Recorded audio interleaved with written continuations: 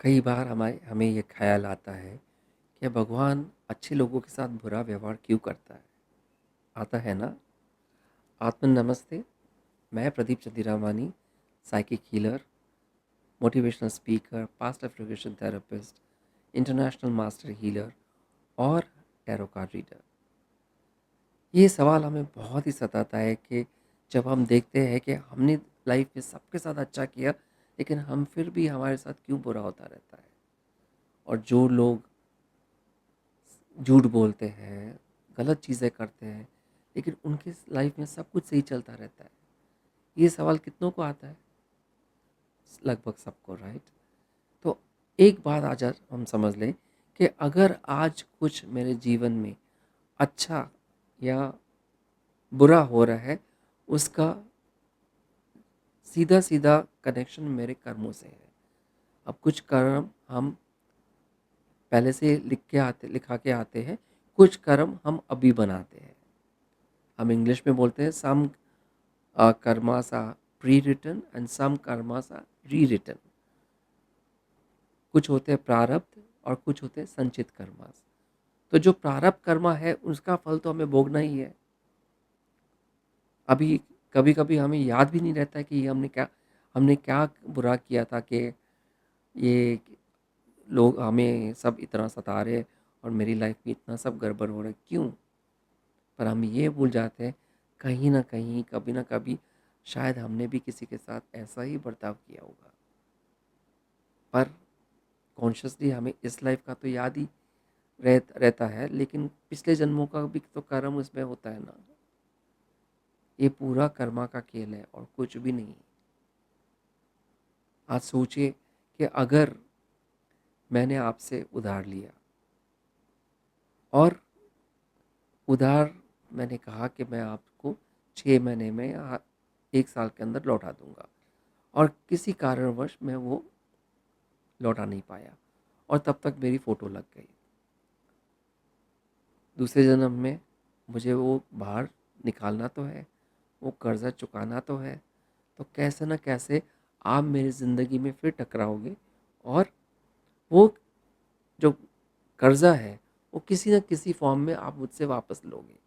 या तो चीट करके लोगे, या तो मुझे कुछ न कुछ देना पड़ेगा बीमार होके, या कुछ न कुछ ऐसा अचानक एक्सपेंडिचर आ जाएगा जो मैं समझ नहीं पाऊँगा कि अरे ये क्या था? मुझसे ये क्यों हो गया? तो ये सब पुराने कर्मों का खेल है और पुराना जो हिसाब किताब है वो क्लियर हो रहा है और कुछ भी नहीं हो रहा है। इसलिए कभी भी ऐसी कोई परेशानी आती है तो यही सोच के चलिए कि ऊपर वाला आप पे एक्स्ट्रा ध्यान दे रहा है। वो इसी जन्म में पूरा पिछला हिसाब किताब ठीक कर रहा है आपका, ताकि आपका आगे वाला समय और आगे वाले जन्म वो सही रहे। लेकिन हम इंसान जो है ना, बहुत जल्दी परेशान हो जाते हैं। हमें ये लगता है कि सब कुछ इसी जन्म में है, क्योंकि कई बार आपने ये भी सुना होगा लोगों से, अरे पिछले मरने के बाद क्या होगा, जो है अभी है। नहीं, अगर ऐसा होता तो आज हम सब बिल्कुल सही होते हैं।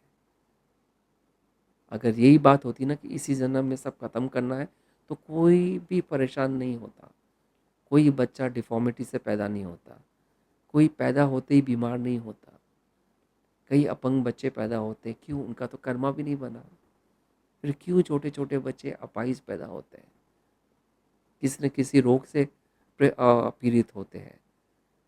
आपने देखा होगा कई लोग एंड समय तक बीमार रहते हैं और बहुत ही मुश्किल से जाते हैं, क्यों?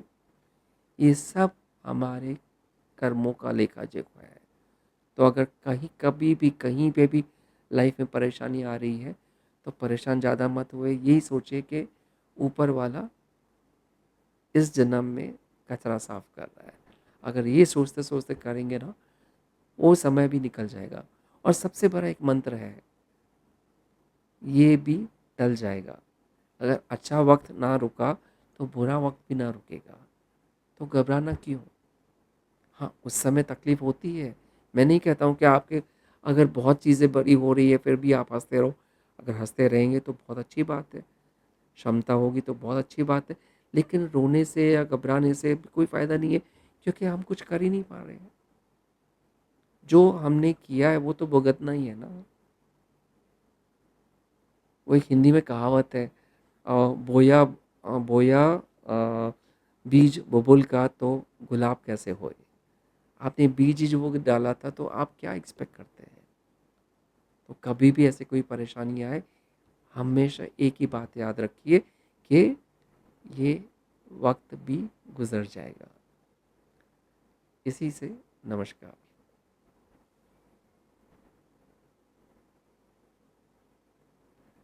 आशा है आपका जीवन आगे मंगलमय हो और हम जल्द से जल्द इस कर्मा से मुक्त हो।